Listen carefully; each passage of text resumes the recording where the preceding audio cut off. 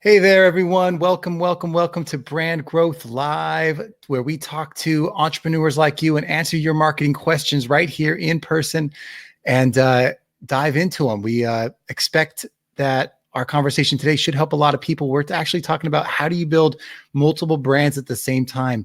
You might have your company, your personal brand, and a side hustle too. And how do you, if these things aren't all exactly the same, how do you build brands like that all at the same time and leverage them in a way that makes sense? So hopefully those are topics you guys are excited about today. Appreciate you guys tuning in as always. And one of the things that we do each week is make sure that you guys have a chance to also apply. We do, if you want to tune in and just watch, that's fine too. That's Wednesday at 1:00 every week. You can go to brandonbrands.com/live to watch. And if you want to actually be on the show, you can go to brandonbrands.com/live guest and apply. Send me your 3 questions and we'll bring you on and answer them. And if we can't fit you into the schedule, I'll just find a way to answer your questions one way or the other directly with you or email you. So appreciate you guys tuning into the show as always. And if you haven't listened to the podcast yet, that's more free content for you. That's Brands on Brands on Brands on iTunes or anywhere you listen to podcasts. Thanks again for tuning in. And after we get going with the theme music here, we'll get started with our interview. Thanks. Brandon Brands.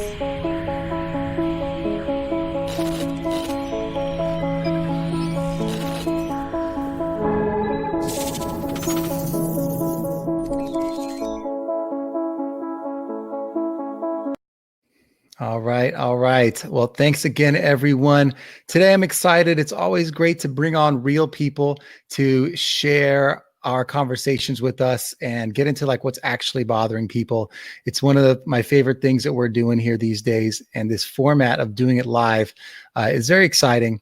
And so let me bring on for you guys without any further ado, the introductory slide, if you will, to explain who my guest is. So our guest today is Kevin Mills.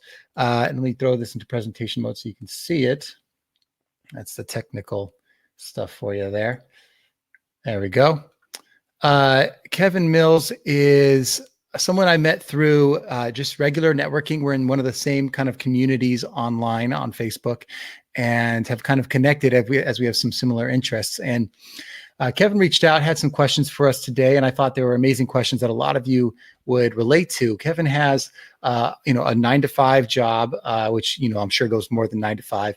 And that's as I want to call it a mortgage broker, a mortgage advisor, it says here on the screen. And he also has an e-commerce site that he's building. And on top of that, he has his personal brand, which he wants to develop and build. And the question is, when you are kind of working through developing yourself in different companies and you're growing as a person and in your businesses, how do you go about kind of balancing these 3 different things? Now, I have seen this a lot of times before. I've been through it. I understand that this is something a lot of people have those same questions. So excited to bring you on. And first off and foremost, let's bring Kevin on here and get him to say hello. Kevin, what's up, man? Thanks for coming on the show today. How's it going? Thanks. Absolutely. It's great to be here for sure. Yeah. And why don't you tell us a little bit about like what these couple things are that I mentioned, but like go a little more in depth into just how you got started, what you're up to, and like what's going on. Yeah, so for sure. Your explanation was pretty much spot on. I'm a mortgage broker, as my 9 to 5 is the best way to say it for people to understand, but it's not anywhere close to 9 to 5. Yeah. But yeah, so that's my main breadwinner. But I'm also working on starting up an e-commerce store with my wife. We've been working on that for a couple of months now. Then I'm also looking to get into content creation. So we've got a podcast that's hopefully going to be launching towards the end of the year. I'm working with Travis Chappell on that. And then some blogging, things like that. So yeah, basically I want to build my personal brand, but I still need to make sure that my other companies and things I'm working on don't get forgotten and abandoned. And I need to figure out how to do that, all at the same time. Yeah, man. It's exciting, right? It's exciting to be able to work on multiple things at the same time, and to have all the, like the future ahead of you to see what happens and what works. What got you going? What made you want to start an e-commerce company first off?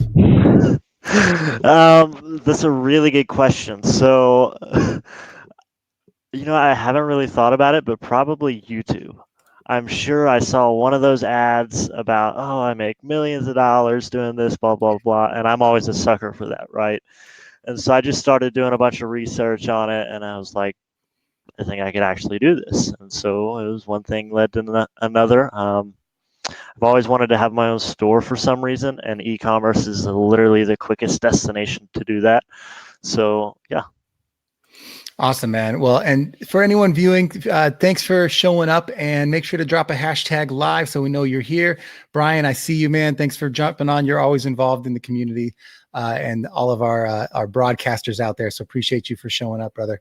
I think with no further ado, man, let's jump into this question, because I think it's one of these things that everyone has struggled with. So obviously we got a little bit of context, but the question being, how do you build three brands at the same time? Tell us why this is a struggle for you, and why, what are the things that are confusing about this idea? Yeah. So the number one major struggle is which is more important, right? Which do I need to spend my most time focusing on? And then also, is there any way to, because I'm always trying to find a better option, right, than the hard way. I'm just being honest, right? And so is there any way that you can kind of brand them all at the same time and market them all at the same time, even though, they're in different categories and arenas? So yeah. Yeah, man, I think it's a great question. I think it's probably the kind of thing that a lot of people are struggling with too, is how do you kind of identify, make sure that these three brands are given the credit that they need, the attention that they deserve, and kind of are all proceeding in the path that you want them to go on. So let me jump in here with a couple of tips for you. And as I get into them, I'll come back to you with a few to kind of get your comments and thoughts on it. Okay. So give me a second here to jump into it. So the first thing I would tell you, and anyone out there, which obviously I think is going to be the first thing we all think of. That's why I have to say it. It's the no-brainer, which is why you get the picture of the girl tapping your head there, right? Is have clear goals. So I think what's important is, not, how do you build all these three things? I think you could, if you have the energy for it, then you can do it. It's how do you make sure that when you're building them, you don't lose sight of what you're trying to achieve, right? So in your first kind of core job, the thing that's, I'm sure, making you the most money right now, how do you make sure you don't lose sight of your goal with that job and the work you have to do to make sure that that sustains? And, is your goal to make sure that you are doing that job long term? Is this the job you want to have for the next 20 years, or at least for the next 5? Because that means it's going to take that focus that you need. The thing that's bringing you the most money needs to have the commitment and the perseverance that job deserves, so that you can grow in that field, that you're networking and building contacts, that you're building your brand as a leader in that space, and that you are making the steps you need to have that goal achieved. Because if all of them have kind of goals that aren't specific, and you're not sure if, well, I'm doing it now because it pays the bills, but I might want to transition out of it, but I might not, I don't know. It depends if it goes well.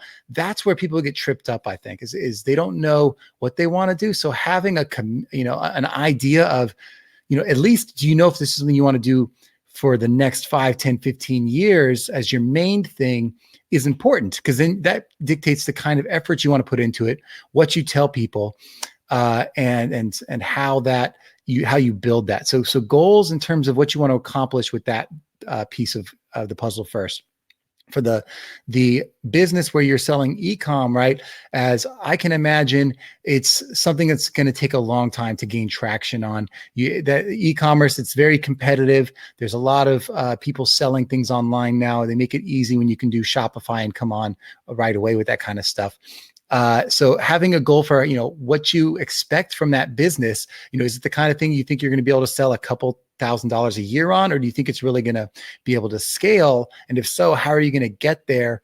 Or is it something you're just kind of trying to figure out the technology on because you haven't figured out that space? The learning curve there, if you want to scale this business truly, that's high, right? So you got to learn how to really scale an e-commerce business top to bottom. And that's a lot of hours too. So figuring out the balance of your hours, I think, is actually the important thing. Is the e-commerce thing, is the goal for it to, you don't need it to blow up in a year. You need it to blow up in 10 years. Cool. Well, then you have time where you can kind of tinker with it over time. But if you want it to blow up by the end of the year, then you've got priorities that are in conflict, right? So let's start with those two things and kind of bring you back on here to kind of discuss, to take us through a little bit of this. How did that resonate with you? Do some of those things make sense? Yeah, for sure. And to kind of answer some of the questions that you asked there, Please. with the mortgages, which is, the main deal there, this definitely not, there's going to be no exit strategy with that anytime soon, right?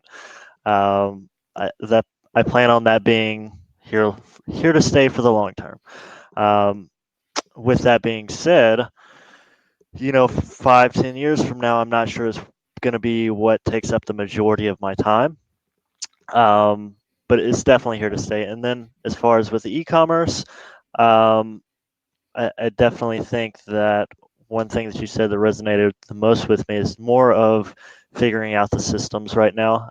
I'm really intrigued by the e-commerce platform. I think it's cool. And I'd really like to learn how to break that down and, figure out how to make it work. It's not a priority for me for it to blow up by the end of the year, but yeah, in 5 years, if it's generating an extra $1,000 a month, that'd be great.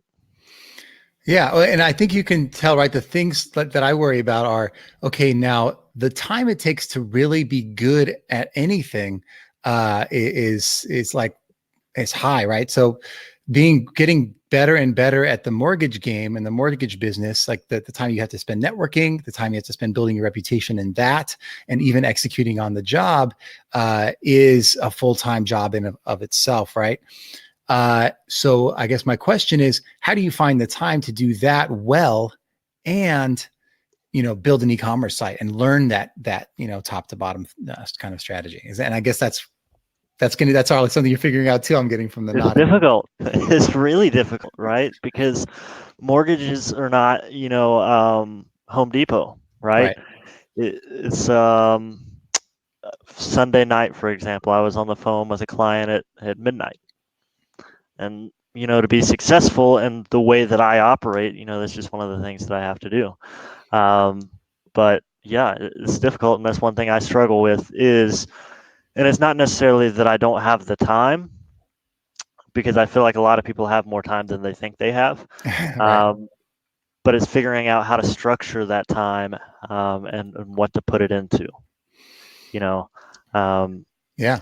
And especially with the fact that each one of these three different businesses, ventures, whatever you want to call them, they're not a dead set schedule, right? And they're going to need different things at different times, so it's hard to really schedule that in. And Yeah. Well, let's talk about this.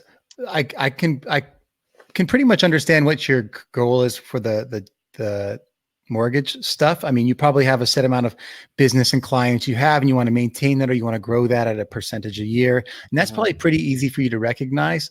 But in terms of your e-commerce goal, do you have something outlined for that? Like in the next 12 months, what do you want to accomplish in terms of business, in terms of sales with e-commerce? Yes, kind of. That's what I was thinking. So right now, the main priority is getting all the systems in place correctly. Everything's there, but it's not a well-oiled machine and not even close. And I need to spend some time really, um, Yeah. anyways. No. Yeah. And then financially, I would like to see in 6 to 12 months, an extra $100, $200 a month coming through that. That'd be great. And then just scale it from there. That's not the Shopify store is not my I think it's what's going to make me a millionaire type thing, right?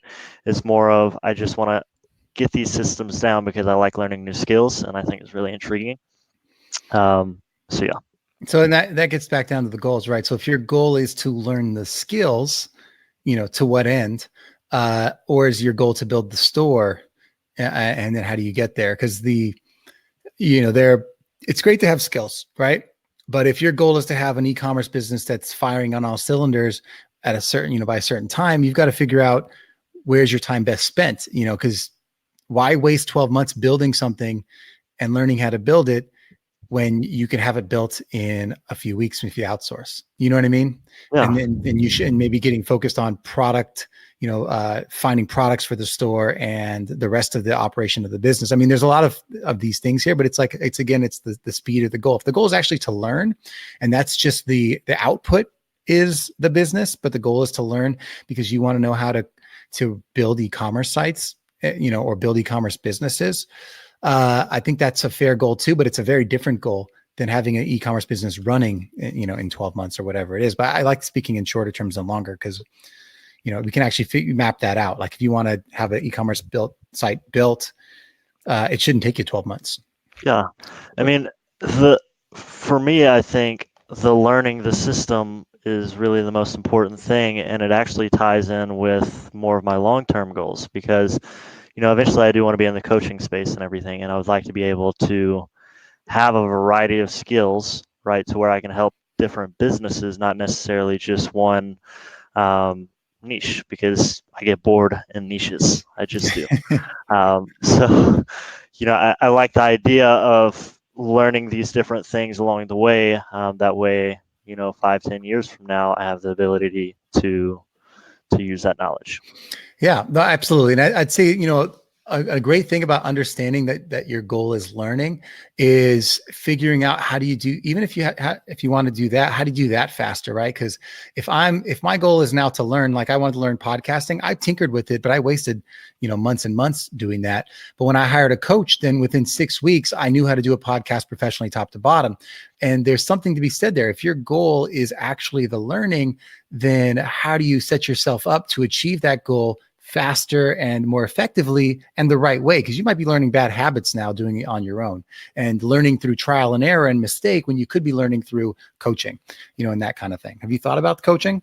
I haven't. Well, I mean, I've thought about coaching a lot, but not for e-commerce. No. So that's a good point. It's something to think about. I mean, there's a lot of people out there that have done this already. And there's a lot of them that say that they're teaching it and they might not have a great class. So you got to kind of suss out who you actually respect that's doing it well right now, that has the time to commit to you personally. That's the two things I look for in a coach is who's done it well that I respect and who has actually time to commit to me personally, as opposed to like just digital only. Right. And if it's not that number one person, maybe someone that learned from them has time to give to you. But that's where I would go, to be honest. Like if I'm trying to figure out how to like learn quicker, the e-commerce space, I would learn it from someone who's done it. And then my project is is the place that I play with the thing that I'm learning. It's like the learning while doing, but doing it on your own, man, it's just going to be something you kind of toil with and make mistakes with and get frustrated with over time. And eventually it might move you quicker towards giving up as opposed to reaching your actual goal of learning, from the best out there. So let's leave it at that piece, right? I do want to get to part two of this, same question, but idea number 2. So let me jump into this real quick and switch this over. So the second idea here is, when you're talking about 3 different kind of things happening, I do think you need to map your customer journeys. And I know that's kind of a funny way to put it sometimes, but the idea is if you have your mortgage business, right, and thinking about who those people are that interact with you on a daily basis that are your customers for the mortgage business, where do they run into you along the way that makes them become your customers, right? So it's how do they become aware of you? How do you build credibility in that marketplace? And as they're moving along, how do they begin to trust you? And then how do they have preference for you as opposed to someone else? And then eventually what makes them decide to go with you, right? So there's like that funnel that you go through when you're looking at a customer journey. It's like awareness, consideration, preference, and conversion, and then loyalty on the back end. And at all these stages, you have a chance to interact with customers, to build some kind of presence.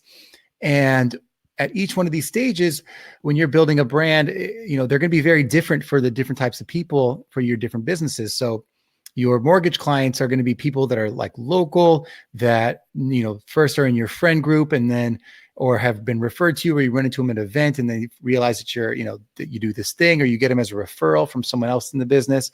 That's a very specific customer path and customer journey. And along these ways, you've got to figure out how to build your brand at each of these stages that makes sense and brings value, makes you a higher consideration for those customers along the way, right?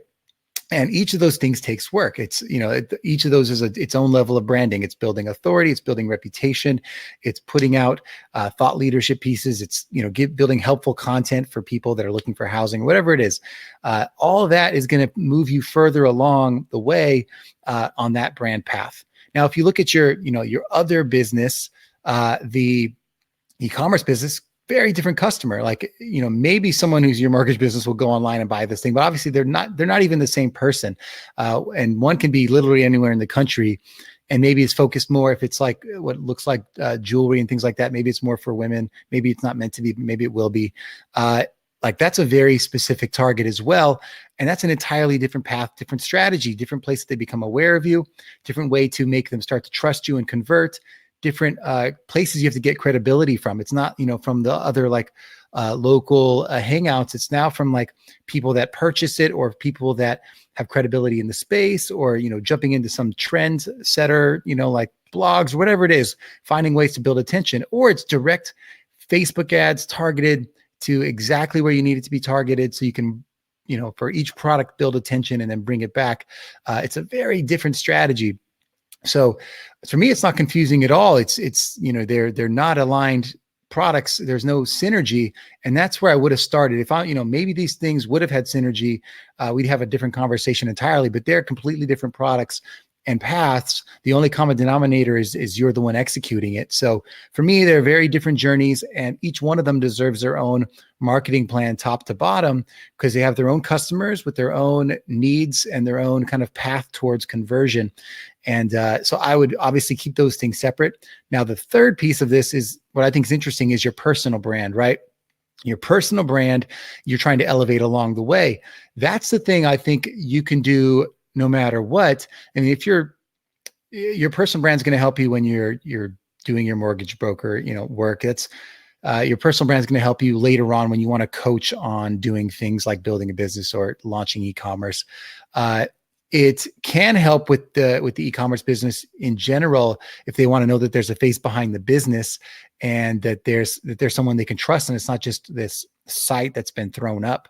I think there's what a lot of people do in building e-commerce sites, which I would caution you on, is there is no they're not thinking about brand. They're thinking about chasing trends. So you have to decide, are you that kind of business that wants to stay on top of the hottest, latest trend and always be finding the next product that people are hot on?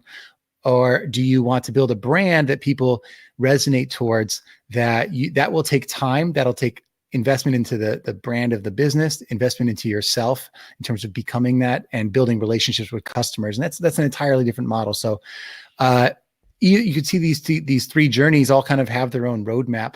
But the personal brand is interesting. What I like about it, and I'll start to bring you back on here. What I like about it, to be honest, what I like about the personal brand is that people expect that you are a person that has different facets, that you have different interests, that you are doing different things. So they'll be like, just like there's a lot of actors that are also bartenders. They're like, yeah, he's a bartender and he's looking for acting jobs on the side. Cool. Like he's our local broker in the area. We trust him because he's shown us his own credibility here. And we understand that on the side, he also has an e-commerce business, because it's not something you hide. It's not something you need to bring up in conversation when you're showing a house or whatever, or talking about a loan, but because that's a real estate agent. Sorry, I'm mixing those up, but you know what I mean? But it is something that people that meet you and get to know you are like, oh, he does both these things. You know what I'm saying? Mm-hmm. So talking about that in the journeys, is it clear to you, obviously, that these are three different paths? And that already made sense, I'd imagine. Yeah, I would think, I mean, for sure, you're not the person on the Coral Wolf website is not going to be calling me to get a mortgage, 9 times out of 10, especially who we use for targeting. So Yeah. I definitely get that. I think my main kind of still question would be, as far as the personal brand goes, would you think maybe that you spend more time building that way it's easier a little bit to brand and market the other two? I would not. I'd say that the time you spend on your personal brand it has to do with, it's kind of your normal journey, right? And personal brand, like if you describe it, like what do you want to be known for, right? What are the kind of things that you want people to be like, oh, he's this guy who does this? That's going to be different than both of these businesses. It seems like if your long-term vision is coaching, then your personal brand has nothing to do with either of these businesses, except that you're learning from them and you're taking from them. But people, and I put it this way, I consider a personal brand it's just a fancy word for reputation, right? And credibility. So for me, you're building if I had to start today, it would be, okay, what do I want to write about and tell people about myself that lets them know who I am, like what I believe in, what I'm interested in, and who I am. I'd start to share that, right? And then as you start to eventually move towards things that are taking you where you want to go, you can start to evolve that because you as a person are evolving and growing. So when I started my journey, I might have been just like, okay, I'm going to learn how to write blogs.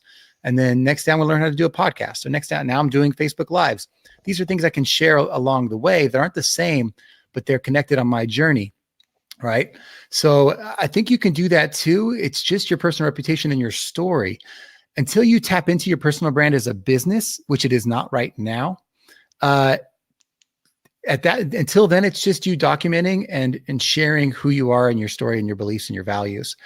You could, if you wanted to, make your personal brand more about the mortgage business, and that's. But then you really are diving into things in that space. And you can do that. You can have a page that's about that. You can have a page that's about the other stuff. What's great about personal brand is it's you, and people expect it to be different. But what I caution you is don't expect your personal brand to be the driver of discovery, the driver of people finding you and driving your business. It is the after. It is the right now, especially. It is the thing people find you first as a broker or as an advisor. And then they might look you up because they're curious about you.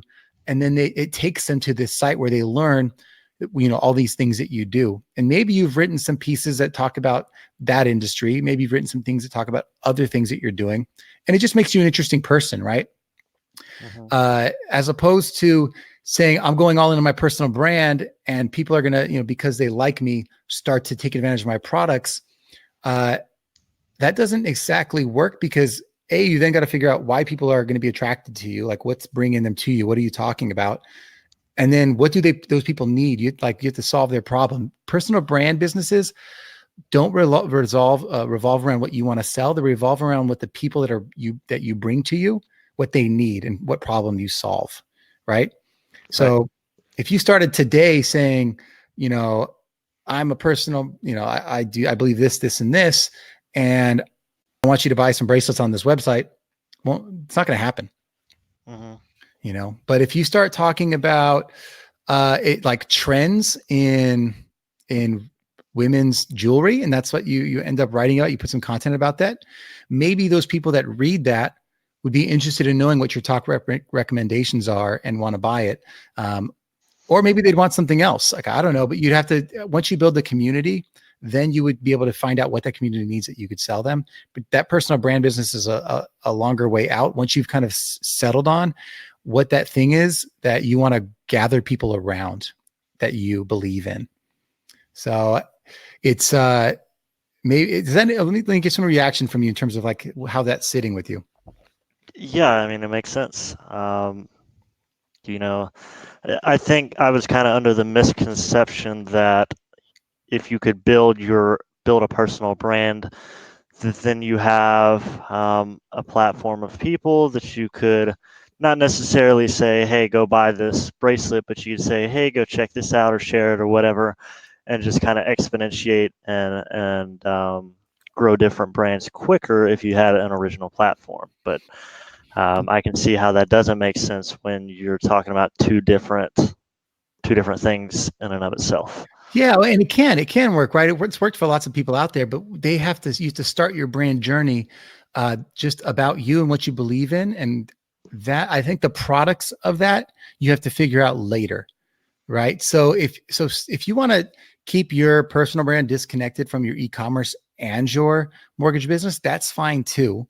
Uh, so that, just start on something that you're genuinely curious about, that's authentically you, and start down that road. And then like whatever you can continue to evolve. What I love, I mean, everyone loves Gary Vee, right? He's like the loudest person out there in marketing. But he started as the wine guy, right? And his personal brand was that's what he did every day. He like talking about wine, and that was his thing. And then he decided, I'm going to start an agency, right? And there's, I'm sure, a lot more to that story. But when he got into that, he then had to build that business and eventually started sharing that story of that journey and then his advice on that and his view of, I used to be a practitioner of, actually selling things and growing a business. And now I'm going to apply that to marketing and share those ideas with you. And they're completely different, right? But at the end of the day, he wasn't at the beginning saying, okay, I'm going to talk about marketing when he wasn't a marketer. You know what I mean? He was talking about what he was actually living in the moment. And then it starts to transition as you transition as a human, but you got to say, is that something you want to talk about? Do you want to talk about your journey in e-commerce right now? Do you want to talk about the mortgages? Do you want to talk about something else? But I think it's cool to figure out like what you're passionate about right now that you want to be known for. And you can either document your journey of learning e-commerce, or you can talk about your expert advice on mortgages, or both. But I think you got to put it out there in a way, in a place, in front of the right people. So if you're going to talk mortgages all the time, it can't live on a website that no one's going to find. You've got to make it a little more findable. And then like if you create an article, put it somewhere that people that are looking for that content are finding it. And the same thing with other stuff. If you're writing about e-commerce, you got to put it in places where that discussion becomes a conversation. And they may be separate places, and they can all eventually live on your website or your personal kevinmills.com, which is available, by the way. It's like $2,500. It's not, I wouldn't pay that much for it. I maybe throw an initial in there, get it for cheaper. But yeah, man, I would say to not make it confusing, the things that you're interested in, I would start sharing that out in terms of writing. And I know we've talked about this, sharing those things out that just come to you naturally. Find your voice and your perspective. And those things that you just want to talk about that come out naturally, that becomes your personal brand. And it may have nothing to do with your businesses now, and that's okay. It's just you on your journey, but it might start to become something over time. Right. I think it's hilarious how you looked up the domain name. I do my research. Yeah. And now to wrap this up, let me look at the last piece real quick here. Take this over. The last thing I wanted to mention is look for intersections, right? So you may not have more, or may not be obvious to you right now, like what the brand intersections are in your business, but they might become apparent in the future. So for me, if you got three things going on, that's a lot of wasted time. Maybe there are businesses closer to what you're actually doing right now that would be still something you're really interested in, but something that could actually move you along a path quicker. So I would, again, take a step back and look at your goals and figure out on this journey that you're on, are there things that you could do that actually help you kind of bring things closer together and find synergy? They may move you on your path faster. And that could be a lot of things. It might be like finding the thing that you love. Like, are there do those customers need something else as well? So the people that actually want to buy from your e-commerce store, is there something else as well that you could, build that is along the lines that helps that community out? Or if you're talking about the mortgage business, is there an e-commerce site that you can build that is products related to the customers that are actually working with you, the next thing that they would want to buy?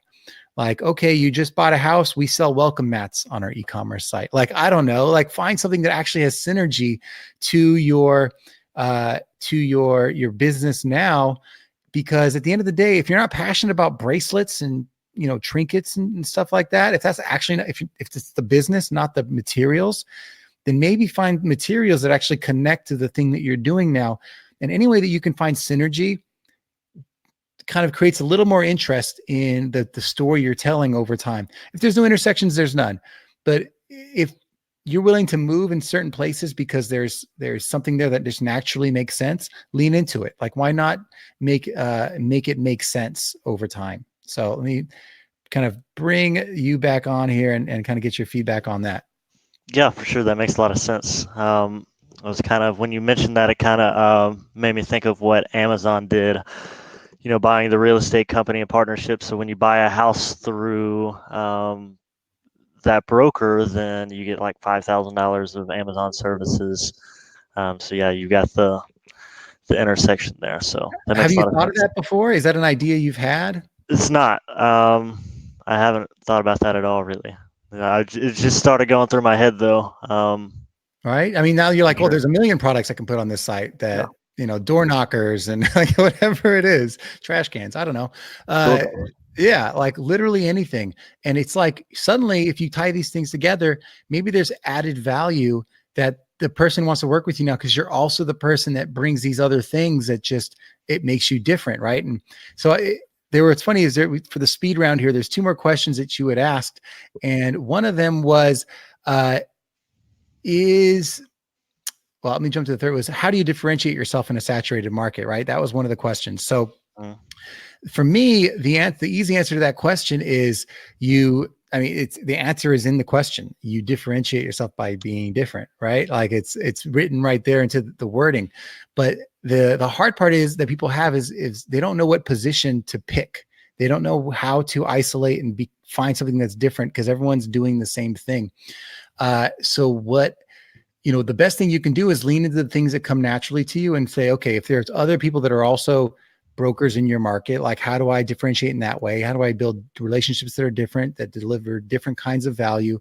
And the way you do that is you look at what the competitors are actually doing. Like, what are they known for? Why do people pick them? And then you figure out what you could do different that would be why people pick you instead. You know Mm-hmm. what I mean? And you actually have to look at the competition and say, what are they saying about themselves? What is everyone saying that everyone says that's the same? And then how do what makes you a little bit more kind of unique or different? And it could be that you all do the same thing, but you do something, one little thing better. Like, no, I really know, this part of the monetary thing, or I'm really good at these kinds of whatever, or I work with people that are in these neighborhoods or whatever it is, or I carry you through this process to something else. I look at the whole financial picture, whatever the thing is.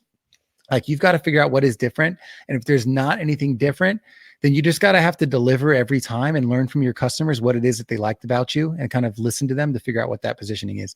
For the e-commerce site, that's a whole different, game. Like, it's saturated. So it's like, you've got to find attention. You've got to find them. If you're in chasing the trends kind of game, then you got to find the things that are hot right now that people can buy. Or if you're building a brand, you've got to find a reason that people want to like your brand and connect with them and go to the communities where they are and build content and build relationships and build credibility. And that's a long, long game.